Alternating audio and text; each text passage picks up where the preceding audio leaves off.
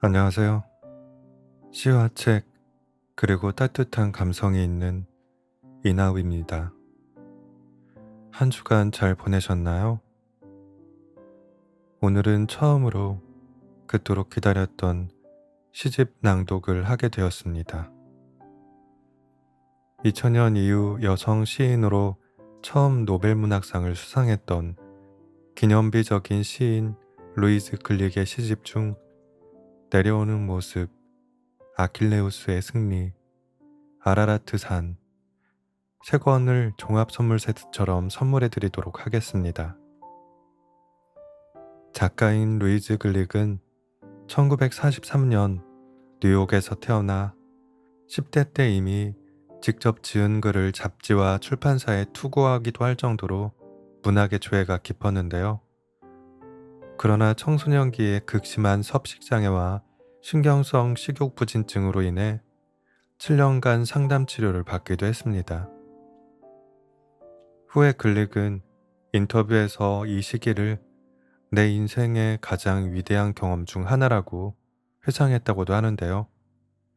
투병 중의 경험을 바탕으로 25세 때인 1968년 첫 시집 맞이를 내며 호평을 받고 1985년 아킬레우스의 승리를 낸 후 전미 비평가상을 수상하게 됩니다.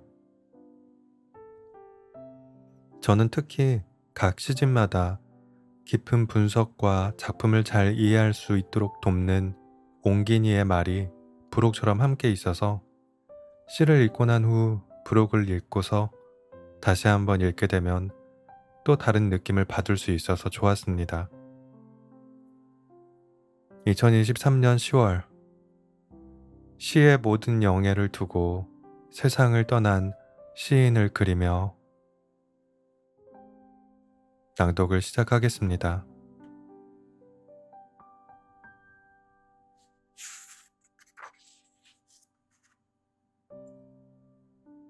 릴 미술관. 오래 잠자고 있던 사랑이 모습을 드러낸다. 정말로 갇혀있던 그 커다란 고대하는 신들, 잔디밭 위에 앉아있는 기둥들, 마치 완벽함이 불멸이 아니라 고정되어 있는 것 같아. 그건 코미디야. 그녀는 생각한다. 그들이 마비되어 있는 건 아니면 끼리끼리 연못을 도는 쌍쌍의 백조들 같다고. 그처럼 열정적인 절제는 소유를 의미하지. 그들은 말도 거의 안 한다. 다른 쪽 강둑에는 작은 소년이 빵 조각들을 물속으로 던지고 있다. 기념비가 물에 반사되어 잠깐 흔들리다가 불빛에 부딪힌다. 그녀는 그의 팔을 다시는 순수하게 만질 수 없다. 그들은 그걸 포기하고 시작해야 한다. 남자와 여자, 추진력과 아픔으로.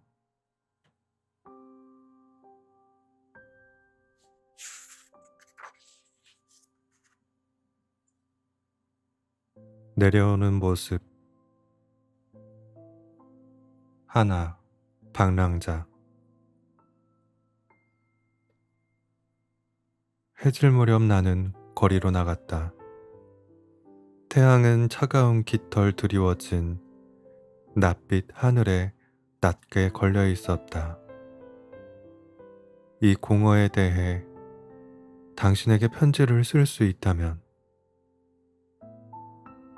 포도 연석을 따라 한 무리의 아이들이 마른 이파리 속에서 놀고 있었다. 오래전 이 시간에 어머니는 내 여동생을 안고 잔디밭가에 서 계셨다. 모두 다 떠났다. 나는 어두운 거리에서 언니와 놀고 있었다. 죽음이 그토록 외롭게 만든 언니. 밤마다 우리는 차양 내려진 현관문이 금빛 마그네틱 불빛으로 채워지는 걸 바라보았다. 언니는 왜 한 번도 풀리지 않았을까? 가끔 나는 내 이름이 나를 스쳐가게 내버려 두곤 했다. 내 이름이 보호받기를 간절히 원했지만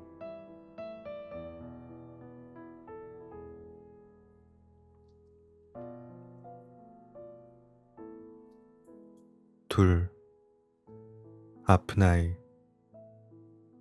암스테르담 국립미술관에서.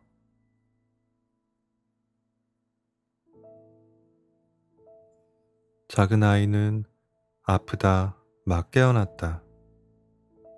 겨울이다. 앤트워프. 자정이 막 지났다. 나무 상자 위에 별들이 빛난다. 아이는 어머니 품에서 쉬고 있다. 어머니는 깨어있다. 어머니는 그 밝은 미술관을 빤히 쳐다본다. 봄이 되면 이 아이는 죽을 것이다. 그러면 그 아이를 안는 것은 잘못이다. 잘못이다. 그 아이를 혼자 놔두라. 기억 없는 채로 다른 이들이 겁에 질려 깨어나 얼굴에서 어두운 물감을 긁어낸다.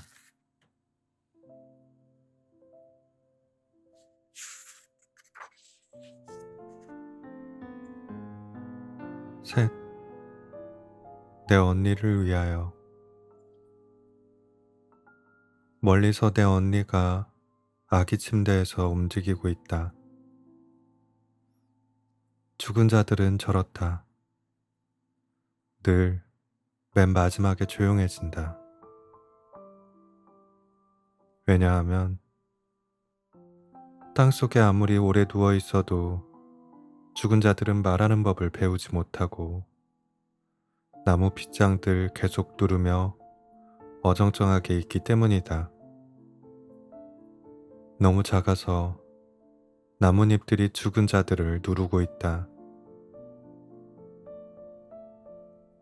내 언니가 목소리를 갖는다면 이제 갈망의 울음이 시작될 게다. 내가 언니에게 가야 한다. 내가 아주 부드럽게 노래하면 언니 피부는 너무 희고 언니 머리는 검은 깃털로 덮이겠지?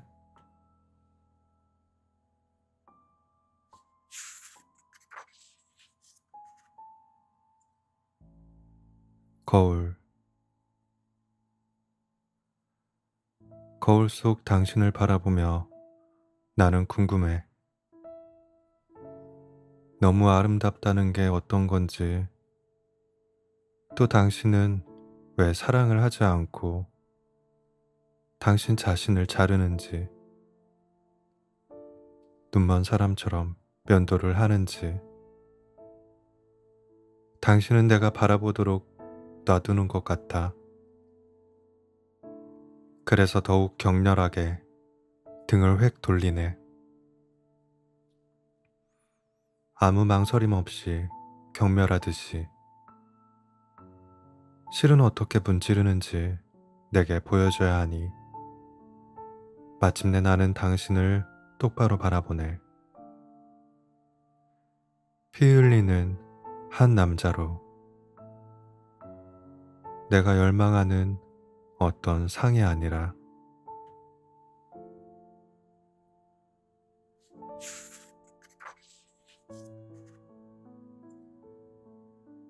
백조들.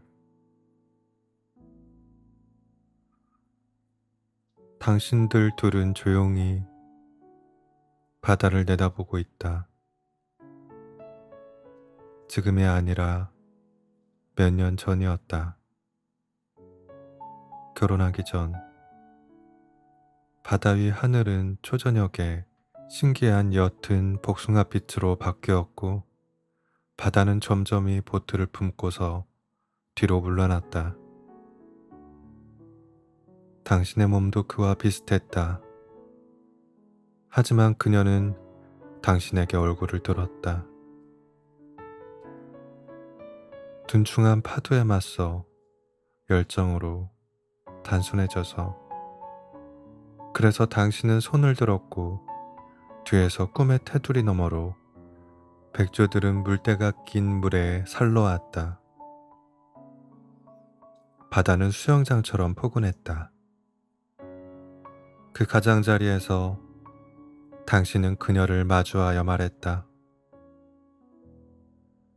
이것들을 당신이 간직하오. 수평선이 품고 있던 빛을 내뿜으며 불탔다. 그리고 내가 깨어났다. 그런데 여러 날 내가 당신 아내를 떠나는 당신을 상상하려고 했을 때 나는 당신 아내가 당신 선물 앞에서 꼼짝 않고 있는 걸 보았다.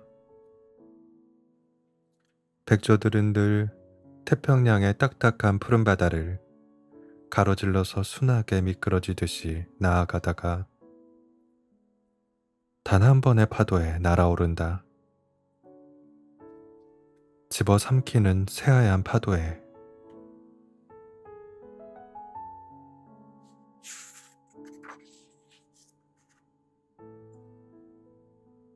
산산이 부서지는 세계. 나는 그 불모의 눈 너머를 바라본다. 하얀 자작나무 아래 외바퀴 손수레 하나. 그 뒤에 울타리는 수리되었다. 피크닉 테이블 위에 산처럼 쌓인 눈, 그릇에 담긴 게 뒤집힌 듯 바람이 돈 모양을 만들었다.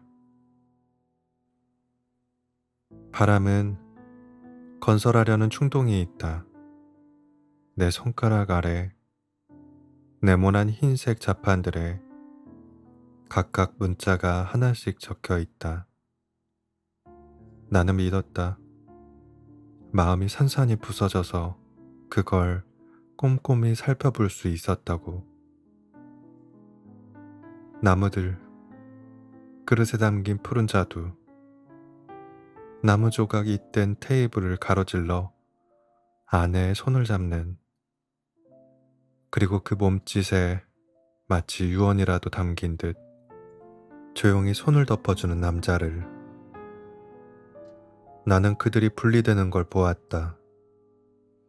유약 바른 점토가 끝없이 쪼개어지고 영원히 빛나는 불균등한 입자들로 흩어지는 것을. 나는 그걸 이렇게 바라보는 상상을 했지. 여름 저녁에 우리가 별들을 바라보듯이 내 손을 당신 가슴에 얹고 강물의 차가움을 품은 와인도 함께. 그런 빛은 없다. 그리고 고통, 그 자유로운 손은 아무것도 못 바꾼다. 겨울바람처럼 그것은 눈 속에 안착된 형태들을 남긴다. 다 아는, 알아볼 수 있는, 다만 아무 쓸모가 없을 뿐.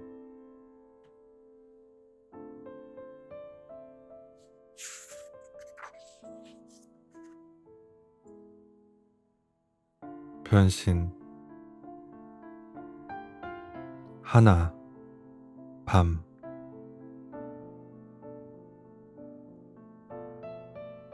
죽음의 천사가 아버지의 침대 위로 낮게 날아간다.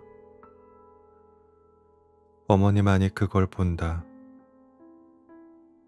어머니와 아버지만 방에 있다.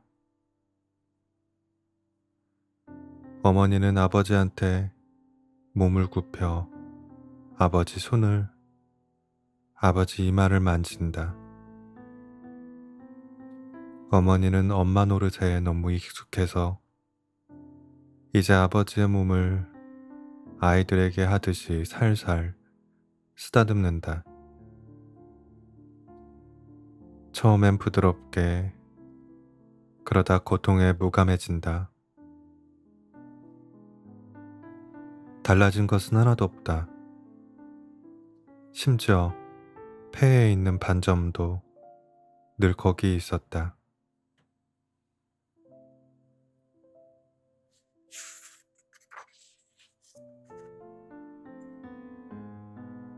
둘, 변신. 아버지는 나를 잊어버렸다. 죽어가는 일에 너무 흥분해서 밥을 안 먹으려는 아이처럼 아버지는 뭐든지 다 뻗대신다. 아버지 침대 끄트머리에 나는 앉아있다. 살아있는 이들이 나무 그루터기처럼 우리를 빙 두르고 있다. 한 번은 어느 순간에, 제일 짧은 순간에 나는 생각했다. 아버지가 다시 현재에 살아있었다고. 그러자 아버지가 나를 바라보았다. 마치 눈먼 사람이 해를 똑바로 응시하듯 그에게 할 수 있는 일은 이미 다 끝난 일이기에. 그러다 아버진 빨개진 얼굴로 그 계약을 거부했다.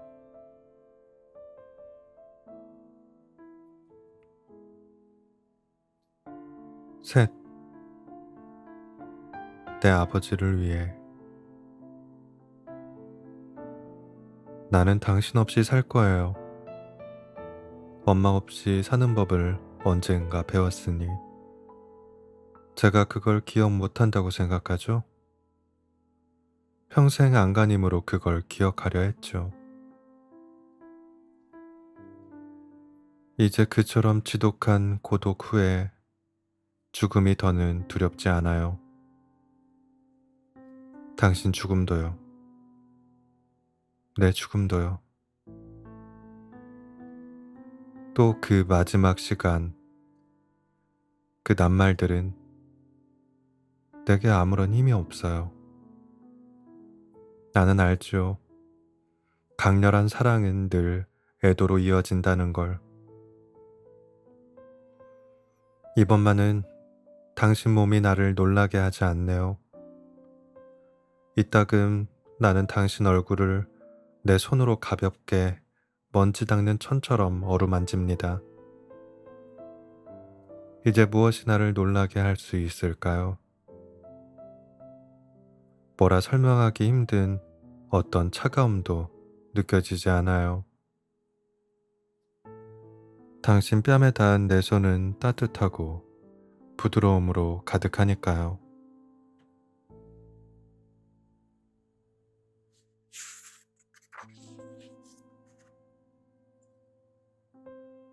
아킬레우스의 승리. 파트로클로스 이야기에선 한 명도 살아남지 못한다. 거의 신에 가까웠던 아킬레우스조차도. 파트로클로스는 아킬레우스를 닮았다. 그들은 똑같은 갑옷을 입었다. 이런 우정에는 늘 한쪽이 다른 쪽을 섬긴다. 한쪽이 다른 쪽보다 낫다. 위계질서는 늘 뚜렷하다. 전설을 늘 믿을 수 있는 건 아니지만 전설의 출처는 생존자다. 버려진 존재다. 이 손실과 비교할 때 불붙은 그리스배들은 무엇이었나? 자기 천막 안에서 아킬레우스는 자신의 온 존재로 슬퍼했다. 그리고 신들은 보았다.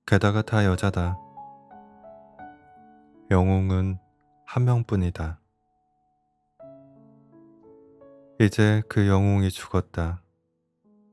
메아리처럼. 여자들은 더 오래 산다. 그들은 다 너무 터프해서 문제다. 이 시점부터 아무것도 변하지 않는다. 영웅 없는 플롯은 없다. 이 집에서 내가 플롯이라 하면 그건 사랑 이야기라는 듯. 여자들은 플롯을 움직일 수 없다. 아, 여자들은 옷을 입고 밥을 먹고 외모를 가꾼다. 하지만 액션도 없고 캐릭터의 발전도 없다. 여자들은 다 영웅에 대한 비판을 단호히 덮어둔다. 문제는 그가 약하다는 것.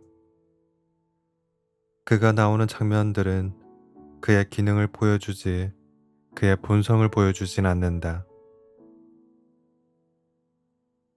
아마도 그래서 그의 죽음이 감동적이지 않았을 것이다.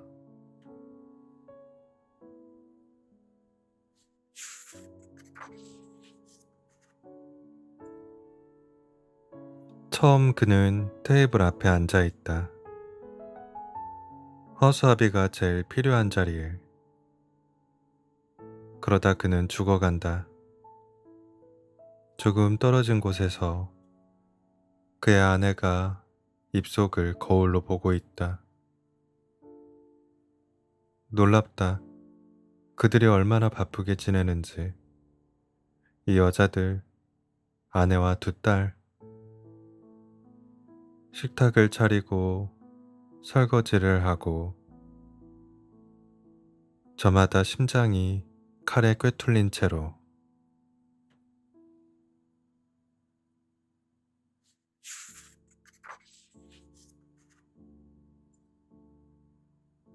자장가. 엄마는 한 가지 일에 있어 전문가다. 자기가 사랑하는 사람들을 저 세상으로 보내는 것.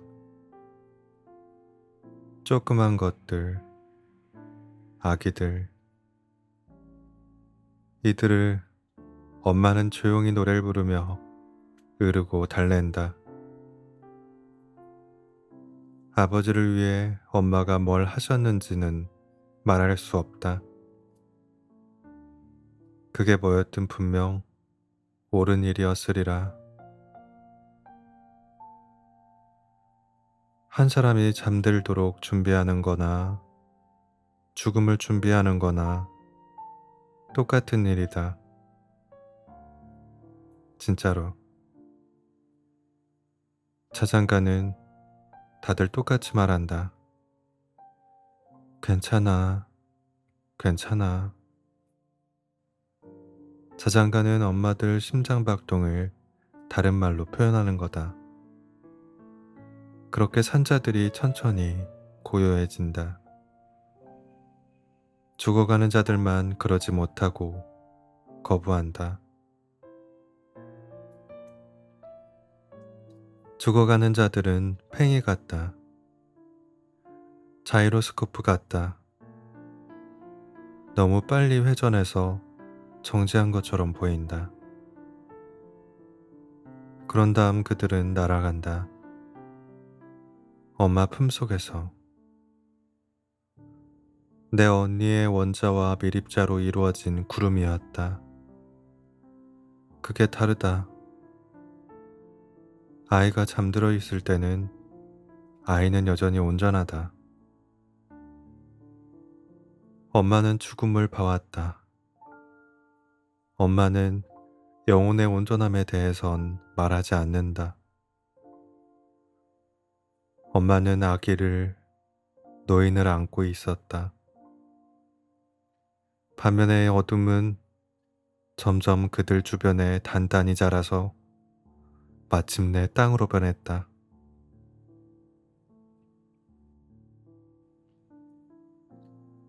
영혼은 모든 물질과 똑같다. 어째서 영혼은 그대로 있는지, 자유로울 수 있을 때에도 하나의 형식에 충실하게 남아 있는지,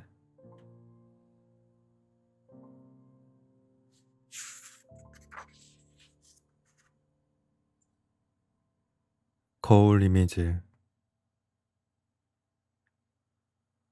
오늘 밤 나는 어두운 창문에서 나 자신을 아버지의 이미지로 바라보았다.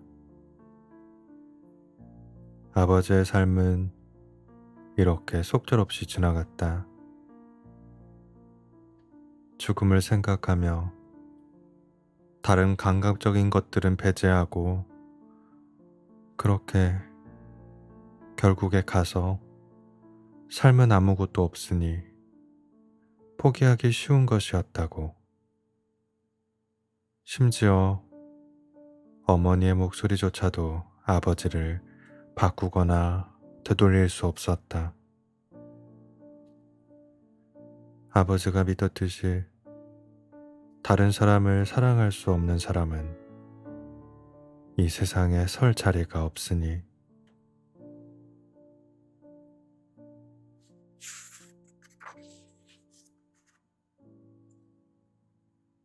최초의 기억.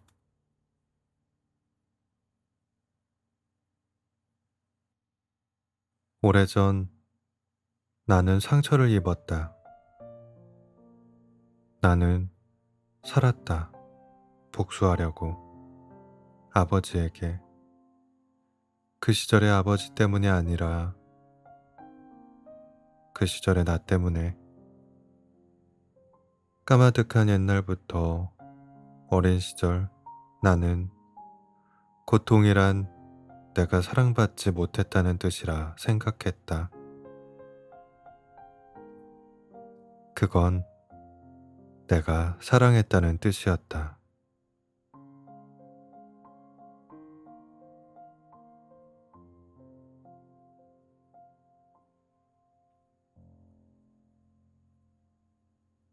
오늘도 끝까지 낭독을 들어주신 여러분들께 진심으로 감사드립니다. 굿나잇.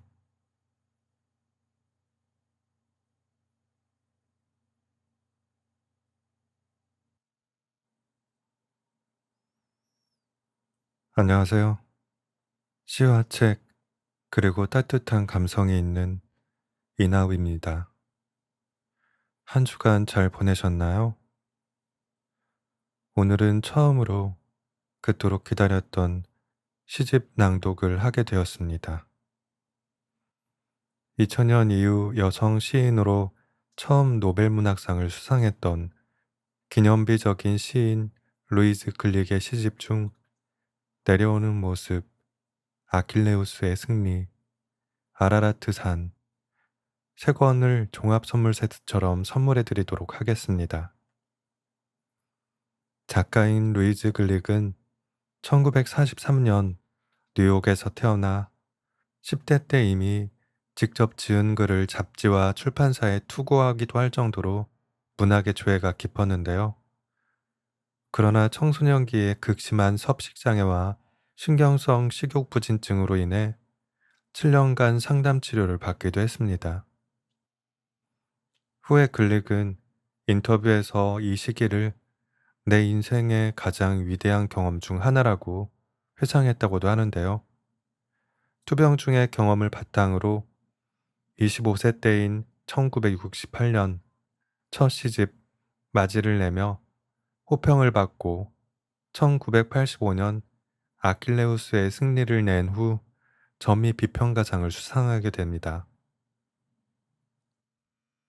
저는 특히 각 시집마다 깊은 분석과 작품을 잘 이해할 수 있도록 돕는 옹기니의 말이 부록처럼 함께 있어서 시를 읽고 난 후 부록을 읽고서 다시 한번 읽게 되면 또 다른 느낌을 받을 수 있어서 좋았습니다.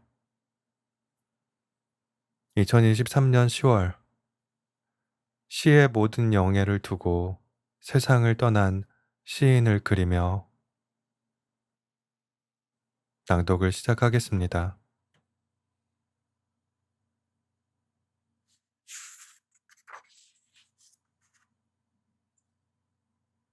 릴 미술관.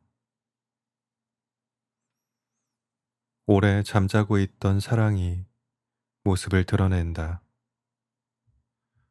정말로 갇혀있던 그 커다란 고대하는 신들, 잔디밭 위에 앉아있는 기둥들, 마치 완벽함이 불멸이 아니라 고정되어 있는 것 같아. 그건 코미디야. 그녀는 생각한다.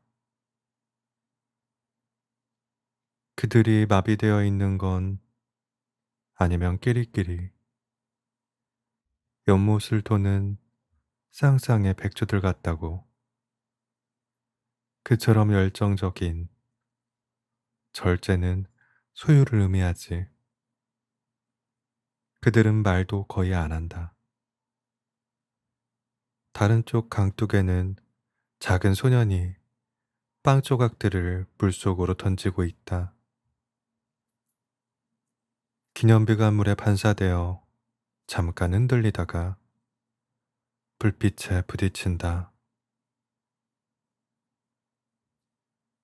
그녀는 그의 팔을 다시는 순수하게 만질 수 없다.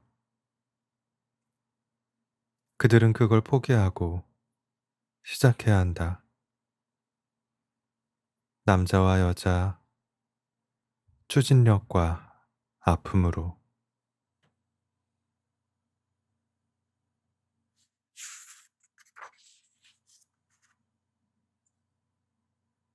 내려오는 모습.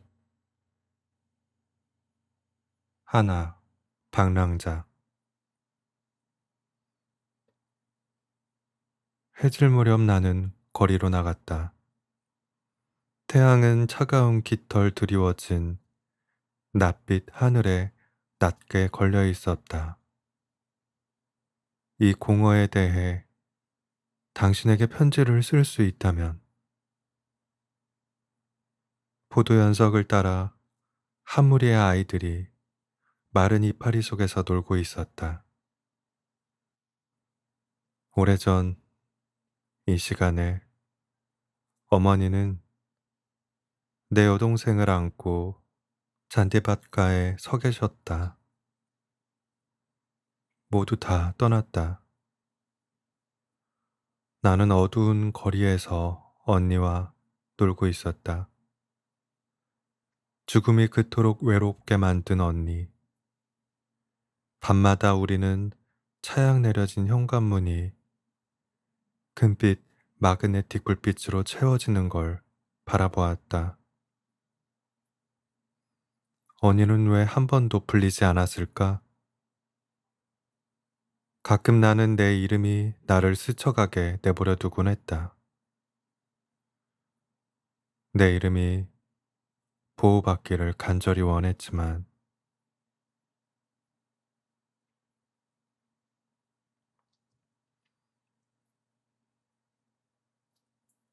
둘, 아픈 아이.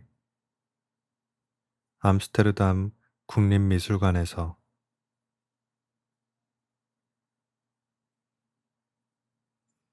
작은 아이는 아프다 막 깨어났다. 겨울이다. 앤트워프. 자정이 막 지났다. 나무 상자 위에 별들이 빛난다.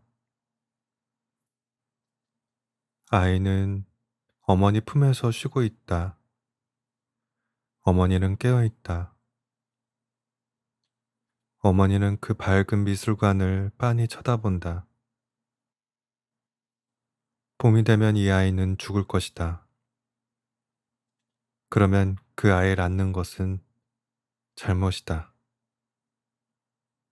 잘못이다.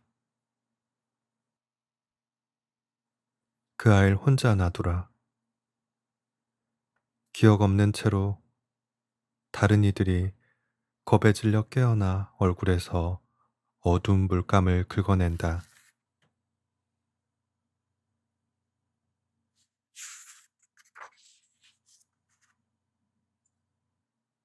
셋, 내 언니를 위하여. 멀리서 내 언니가 아기 침대에서 움직이고 있다. 죽은 자들은 저렇다. 늘 맨 마지막에 조용해진다.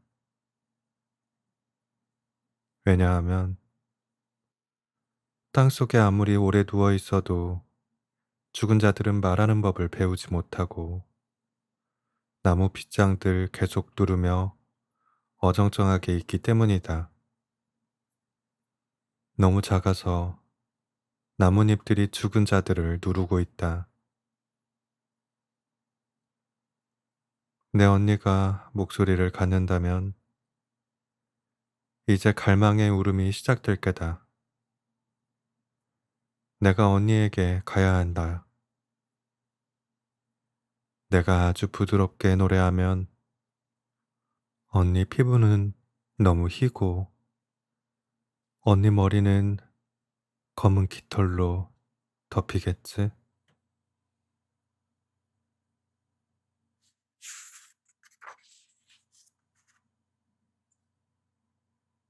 거울, 거울 속 당신을 바라보며 나는 궁금해. 너무 아름답다는 게 어떤 건지, 또 당신은 왜 사랑을 하지 않고 당신 자신을 자르는지, 눈먼 사람처럼 면도를 하는지, 당신은 내가 바라보도록 놔두는 것 같아. 그래서 더욱 격렬하게 등을 획 돌리네. 아무 망설임 없이 경멸하듯이. 실은 어떻게 문지르는지 내게 보여줘야 하니 마침내 나는 당신을 똑바로 바라보네. 피 흘리는 한 남자로 내가 열망하는 어떤 상이 아니라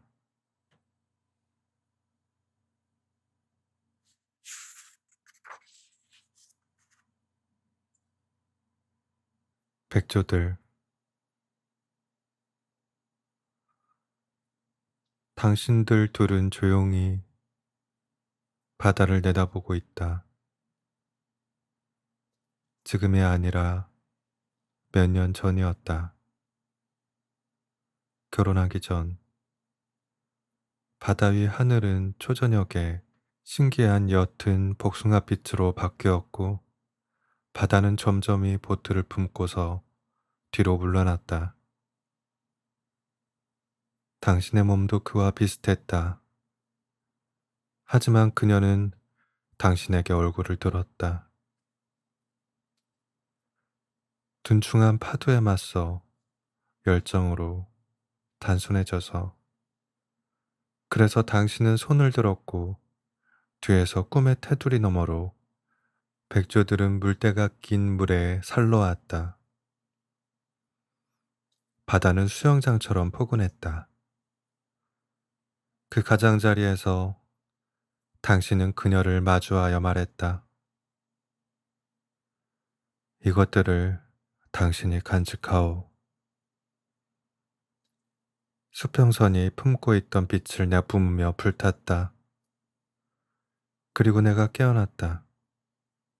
그런데 여러 날 내가 당신 아내를 떠나는 당신을 상상하려고 했을 때 나는 당신 아내가 당신 선물 앞에서 꼼짝 않고 있는 걸 보았다. 백조들은 늘 태평양의 딱딱한 푸른 바다를 가로질러서 순하게 미끄러지듯이 나아가다가 단 한 번의 파도에 날아오른다. 집어삼키는 새하얀 파도에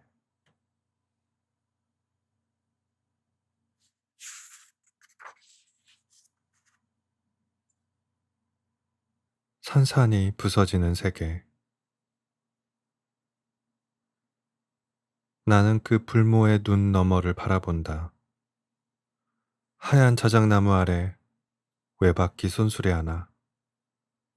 그 뒤에 울타리는 수리되었다. 피크닉 테이블 위에 산처럼 쌓인 눈, 그릇에 담긴 게 뒤집힌 듯 바람이 돈 모양을 만들었다. 바람은 건설하려는 충동이 있다. 내 손가락 아래 네모난 흰색 자판들에 각각 문자가 하나씩 적혀 있다. 나는 믿었다. 마음이 산산이 부서져서 그걸 꼼꼼히 살펴볼 수 있었다고. 나무들, 그릇에 담긴 푸른 자두, 나무 조각이 잇된 테이블을 가로질러 아내의 손을 잡는, 그리고 그 몸짓에 마치 유언이라도 담긴 듯 조용히 손을 덮어주는 남자를. 나는 그들이 분리되는 걸 보았다. 유약 바른 점토가 끝없이 쪼개어지고 영원히 빛나는 불균등한 입자들로 흩어지는 것을. 나는 그걸 이렇게 바라보는 상상을 했지. 여름 저녁에 우리가 별들을 바라보듯이 내 손을 당신 가슴에 얹고 강물의 차가움을 품은 와인도 함께. 그런 빛은 없다. 그리고 고통, 그 자유로운 손은 아무것도 못 바꾼다. 겨울바람처럼 그것은 눈 속에 안착된 형태들을 남긴다. 다 아는, 알아볼 수 있는, 다만 아무 쓸모가 없을 뿐.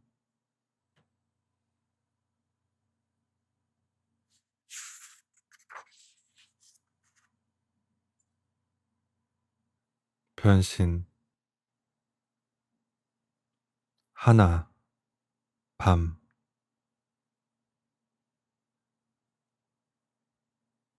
죽음의 천사가 아버지의 침대 위로 낮게 날아간다.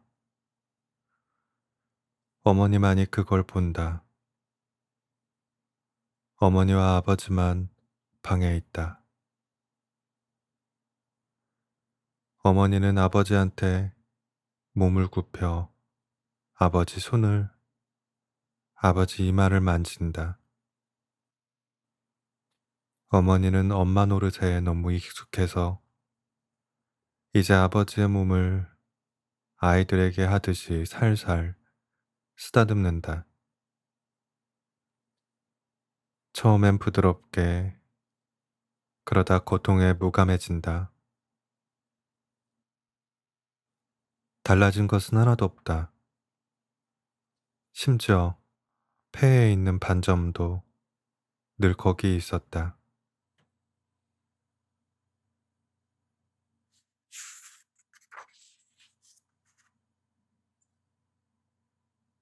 둘, 변신. 아버지는 나를 잊어버렸다. 죽어가는 일에 너무 흥분해서 밥을 안 먹으려는 아이처럼 아버지는 뭐든지 다 뻗대신다. 아버지 침대 끄트머리에 나는 앉아있다. 살아있는 이들이 나무 그루터기처럼 우리를 빙 두르고 있다. 한 번은 어느 순간에, 제일 짧은 순간에 나는 생각했다. 아버지가 다시 현재에 살아있었다고. 그러자 아버지가 나를 바라보았다. 마치 눈먼 사람이 해를 똑바로 응시하듯 그에게 할 수 있는 일은 이미 다 끝난 일이기에. 그러다 아버진 빨개진 얼굴로 그 계약을 거부했다.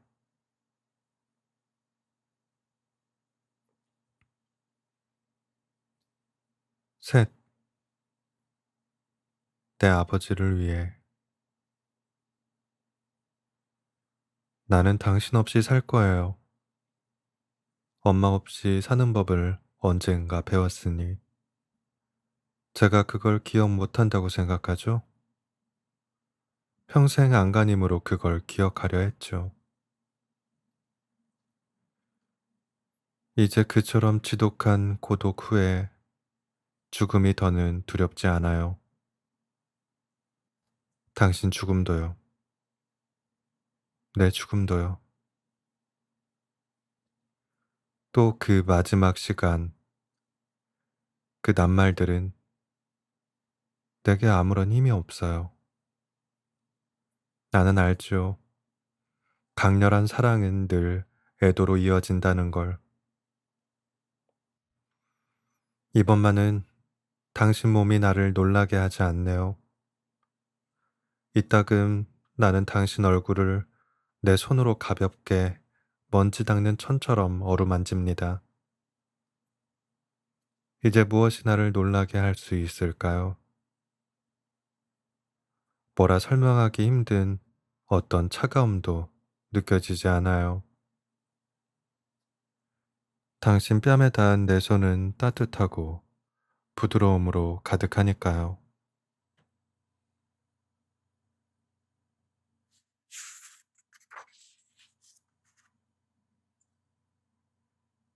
아킬레우스의 승리. 파트로클로스 이야기에선 한 명도 살아남지 못한다. 거의 신에 가까웠던 아킬레우스조차도 파트로클로스는 아킬레우스를 닮았다. 그들은 똑같은 갑옷을 입었다. 이런 우정에는 늘 한쪽이 다른 쪽을 섬긴다. 한쪽이 다른 쪽보다 낫다. 위계 질서는 늘 뚜렷하다. 전설을 늘 믿을 수 있는 건 아니지만 전설의 출처는 생존자다. 버려진 존재다. 이 손실과 비교할 때 불붙은 그리스배들은 무엇이었나? 자기 천막 안에서 아킬레우스는 자신의 온 존재로 슬퍼했다. 그리고 신들은 보았다. 그가 이미 죽은 사람임을, 사랑한 쪽에 재물이었음을, 죽을 운명이었던 쪽에.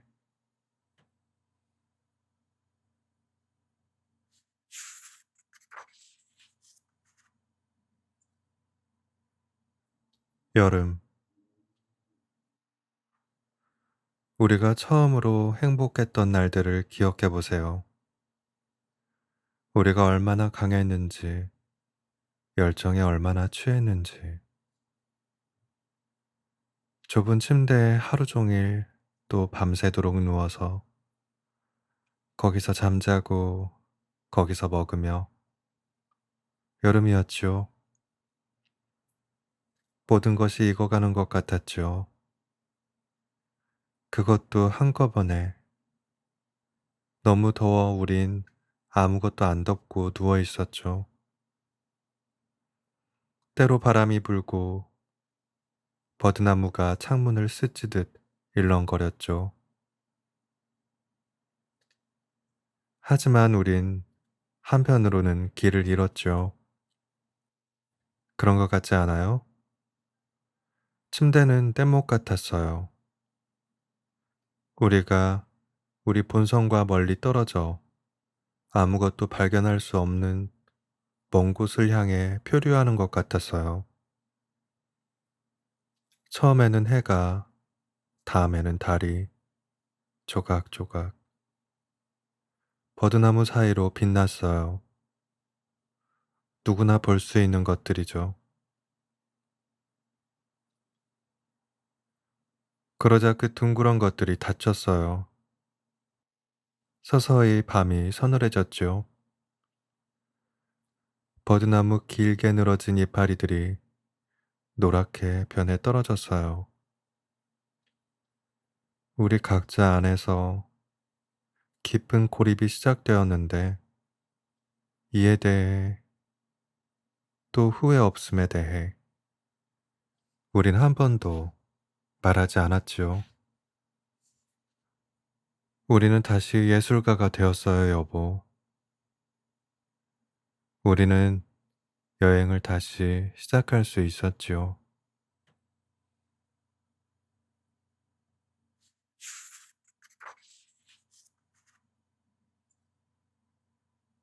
책망. 넌 나를 배신했어, 에로스. 너는 나에게 내 진정한 사랑을 보냈어. 높은 언덕에서 너는 그의 맑은 시선을 만들었지. 내 심장은 내 화살만큼 단단하지 않았어.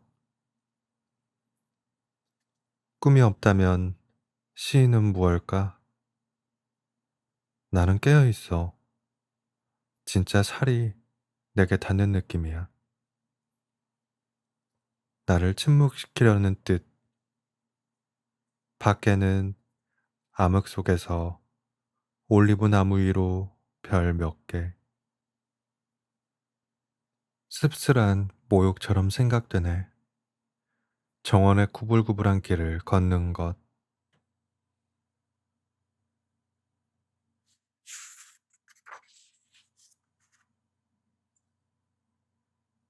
수은 방울들 반짝이는 강가를 걷는 걸 나는 더 좋아하는데 또 흐르는 강가 젖은 풀밭에 누워있는 것도 좋아하지. 에로스, 다른 남자들과 대놓고는 말고 은밀하고 차갑게 내 평생 나는 엉뚱한 신들을 섬겼어.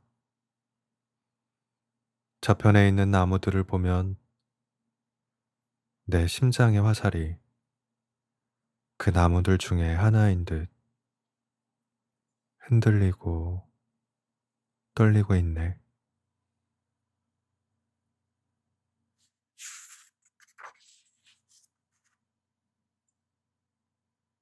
소설. 아무도 이 가족에 대한 소설을 쓸 수 없었다. 너무 닮은 캐릭터가 많아서. 게다가 다 여자다. 영웅은 한 명뿐이다. 이제 그 영웅이 죽었다. 메아리처럼. 여자들은 더 오래 산다. 그들은 다 너무 터프해서 문제다. 이 시점부터 아무것도 변하지 않는다. 영웅 없는 플롯은 없다. 이 집에서 내가 플롯이라 하면 그건 사랑 이야기라는 듯. 여자들은 플롯을 움직일 수 없다. 아, 여자들은 옷을 입고 밥을 먹고 외모를 가꾼다. 하지만 액션도 없고 캐릭터의 발전도 없다. 여자들은 다 영웅에 대한 비판을 단호히 덮어둔다. 문제는 그가 약하다는 것. 그가 나오는 장면들은 그의 기능을 보여주지 그의 본성을 보여주진 않는다. 아마도 그래서 그의 죽음이 감동적이지 않았을 것이다.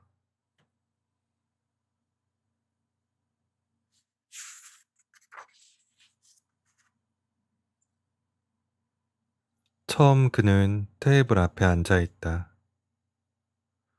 허수아비가 제일 필요한 자리에. 그러다 그는 죽어간다. 조금 떨어진 곳에서 그의 아내가 입속을 거울로 보고 있다. 놀랍다. 그들이 얼마나 바쁘게 지내는지. 이 여자들 아내와 두 딸, 식탁을 차리고 설거지를 하고 저마다 심장이 칼에 꿰뚫린 채로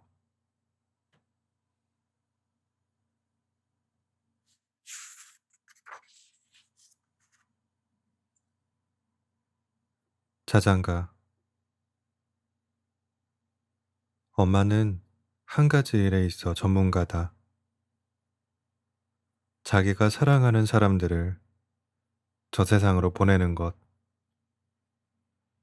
조그만 것들, 아기들,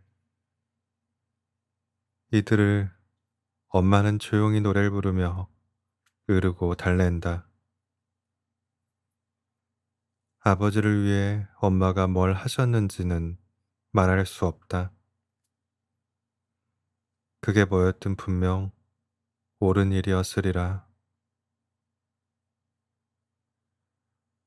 한 사람이 잠들도록 준비하는 거나 죽음을 준비하는 거나 똑같은 일이다. 진짜로. 자장가는 다들 똑같이 말한다. 괜찮아, 괜찮아. 자장가는 엄마들 심장박동을 다른 말로 표현하는 거다. 그렇게 산자들이 천천히 고요해진다. 죽어가는 자들만 그러지 못하고 거부한다. 죽어가는 자들은 팽이 같다. 자이로스코프 같다. 너무 빨리 회전해서 정지한 것처럼 보인다. 그런 다음 그들은 날아간다. 엄마 품속에서. 내 언니의 원자와 미립자로 이루어진 구름이었다. 그게 다르다. 아이가 잠들어 있을 때는 아이는 여전히 온전하다. 엄마는 죽음을 봐왔다. 엄마는 영혼의 온전함에 대해선 말하지 않는다. 엄마는 아기를, 노인을 안고 있었다. 반면에 어둠은 점점 그들 주변에 단단히 자라서 마침내 땅으로 변했다.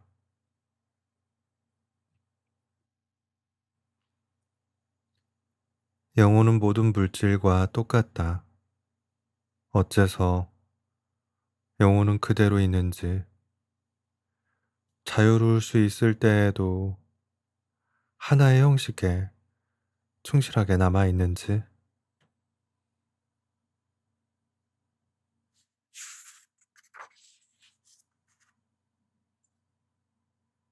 거울 이미지. 오늘 밤 나는 어두운 창문에서 나 자신을 아버지의 이미지로 바라보았다. 아버지의 삶은 이렇게 속절없이 지나갔다. 죽음을 생각하며 다른 감각적인 것들은 배제하고 그렇게 결국에 가서 삶은 아무것도 없으니 포기하기 쉬운 것이었다고. 심지어 어머니의 목소리조차도 아버지를 바꾸거나 되돌릴 수 없었다. 아버지가 믿었듯이 다른 사람을 사랑할 수 없는 사람은 이 세상에 설 자리가 없으니.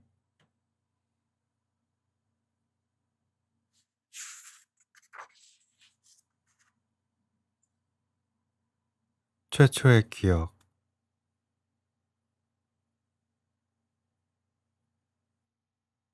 오래전 나는 상처를 입었다.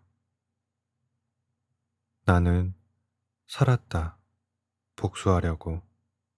아버지에게. 그 시절의 아버지 때문이 아니라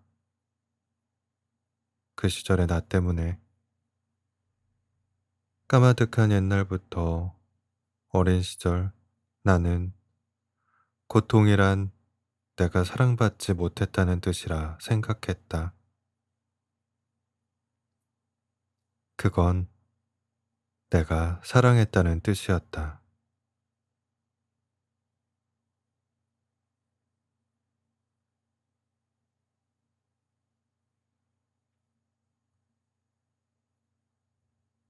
오늘도 끝까지 낭독을 들어주신 여러분들께 진심으로 감사드립니다.